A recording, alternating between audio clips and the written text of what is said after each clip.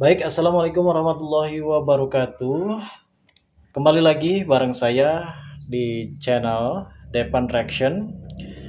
Yang tentunya kini kita pun akan membahas kembali tentang bagaimanakah pendapat dan kritikan-kritikan warganet mengenai isu belakangan ini yang sempat beredar, yaitu video dari Menteri Keuangan Ibu Sri Mulyani. Katanya ia sempat bilang guru itu menjadi beban negara. Dan faktanya seperti apa sih? Dan bagaimanakah sebenarnya yang terjadi? Karena modelan-modelan seperti ini bisa saja ada editan dari AI dan bahkan ada netizen-netizen yang ingin menghujat kepada Ibu Sri Mulyani. Lalu bagaimanakah kelengkapannya dan bagaimanakah fakta yang sesungguhnya mengenai perihal tentang kritikan yang dilontarkan dari Ibu Sri Mulyani? Berikut adalah video-videonya, mari kita simak bareng-bareng. Potongan video yang viral di media sosial menunjukkan Menteri Keuangan Sri Mulyani Indrawati seolah-olah mengatakan bahwa guru adalah beban negara. Video ini diunggah di TikTok dan kemudian menyebar luas di Instagram serta X. Menanggapi hal tersebut, Kepala Biro Komunikasi dan Layanan Informasi Kementerian Keuangan, Denny Suryantoro, menegaskan bahwa video itu adalah negara jangan pelit kalau bicara tentang investasi di bidang pendidikan, dan jangan pelit kalau sama guru. Jangan pernah kita memberikan yang seminim mungkin untuk guru. Berikan yang adil sehingga mereka bisa konsentrasi. Dan kami cerita sedikit yang kita kerjakan di Jakarta. PAUD, guru-guru PAUD mendapatkan hibah di Jakarta. Kemudian guru-guru agama kita berikan bantuan. Semua guru dan dosen di Jakarta bebas PBB rumahnya. Sebagai apa? Sebagai penghargaan dari negara untuk mereka. Potongan video yang seolah menampilkan Menteri Keuangan Sri Mulyani menyebut guru adalah beban negara sempat viral. Kini, Kemenkeu telah menyatakan itu jelas hoaks, muncul akibat manipulasi deepfake dari pidato aslinya di ITB. Dalam pidato tersebut, Menkeu justru menyoroti tantangan keuangan negara dan menanggung kecilnya gaji guru dan dosen, serta mempertanyakan apakah harus ada partisipasi masyarakat dalam pembiayaan. Oke guys, dari sini kita bisa melihat ada spoiler tentang bukti video Sri Mulyani yang disebut guru adalah beban negara, ternyata itu hoax guys. Apakah memang faktanya seperti itu dan apakah memang saat ini banyak sekali orang-orang yang tidak pernah suka terhadap beliau sehingga bisa dikatakan kalau beliau ini akan dirujak terus dan dikritik terus oleh warganet. Teruntuknya para guru yang ada di seluruh penjuru Indonesia pastinya akan sangat begitu membenci terhadap Menteri Keuangan kita.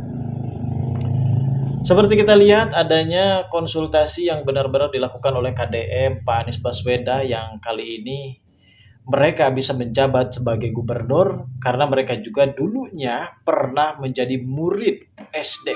Dalam arti kata, guru benar-benar menjadi sosok yang akan bisa membuat kita benar-benar menjadi apa yang diinginkan kita, teruntuknya cita-cita kita. Dan bagaimanakah spoiler-spoiler video-video yang benar-benar viral saat ini? Mari kita tanggapi bagaimanakah reaksi-reaksinya tentang video-video berikutnya. Itu beban negara.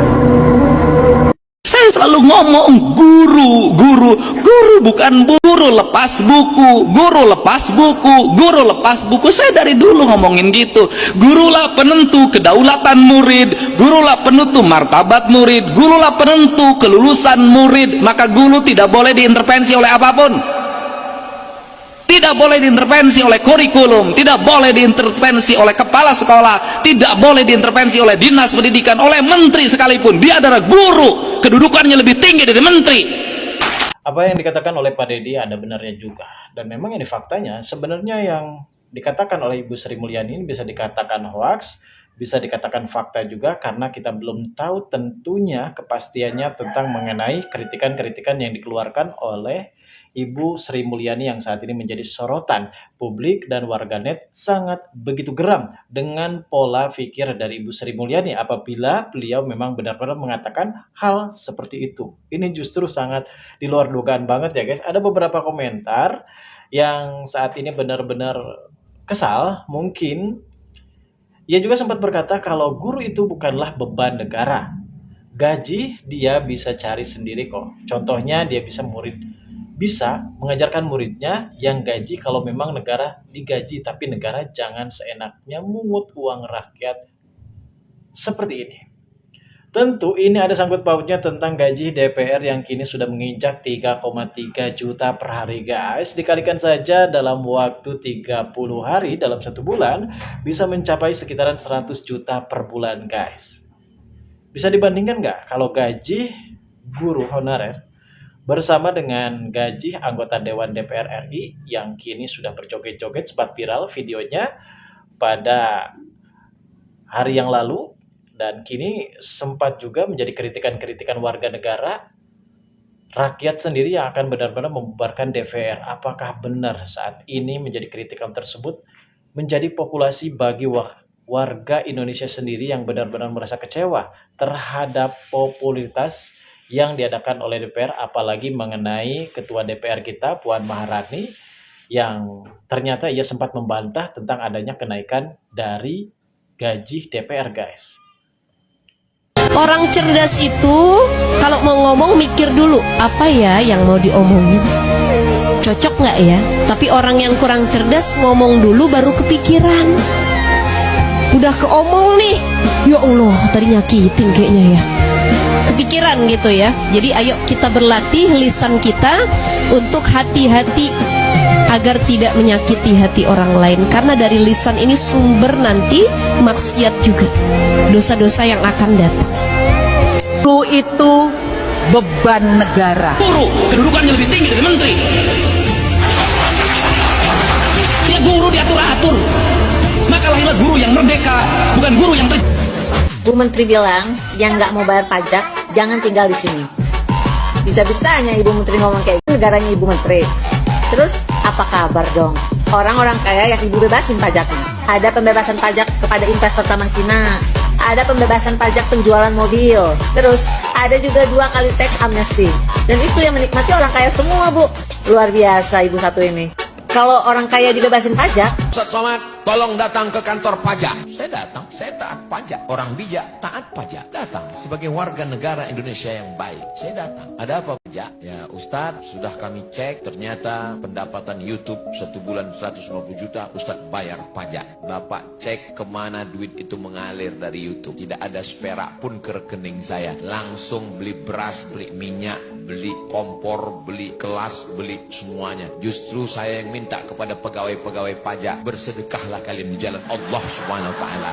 Karena kalian menghitung, mengumpulkan uang. Kalau kalian tidak bisa bersedekah, zalim, aniaya, neraka jahanam tempat kalian. Cuman ngomongnya nggak sekeras. Kalau kalian tidak bersedekah, kalian masuk viral.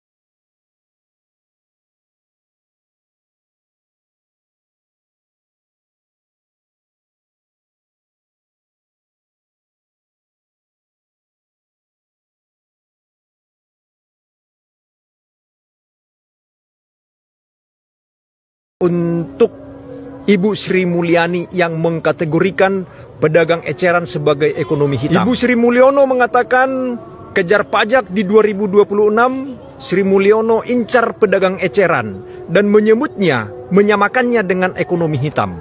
Ekonomi hitam atau shadow ekonomi selama ini dikategorikan kepada pedagang-pedagang gelap, pedagang ilegal, pedagang yang sulit dideteksi keberadaannya seperti perdagangan narkoba, juga penyelundup dan sebagainya. Tetapi jahatnya Bu Sri Mulyono, Guru itu beban negara. Guru itu bukan beban negara, Bu. Guru itu tanggung jawab negara. Banyak di media sosial saya selalu mengatakan, oh menjadi dosen atau menjadi guru tidak dihargai karena gajinya nggak besar. Ini juga salah satu tantangan bagi keuangan negara. Apakah semuanya harus keuangan negara ataukah ada partisipasi dari masyarakat? Partisipasi dari masyarakat apalagi yang mau dipertanyakan, Bu? Bukankah pendapatan negara ini sebagian besar itu dari pajak masyarakat? Gimana ceritanya DPR yang gajinya dinaikkan sampai 100 juta satu bulan, negara tidak mempermasalahkan itu, sedangkan gaji guru yang tidak seberapa itu disebutkan sebagai beban negara, seolah-olah negara ini keberatan untuk menggaji guru gitu. Ada apa dengan negara kita saat ini?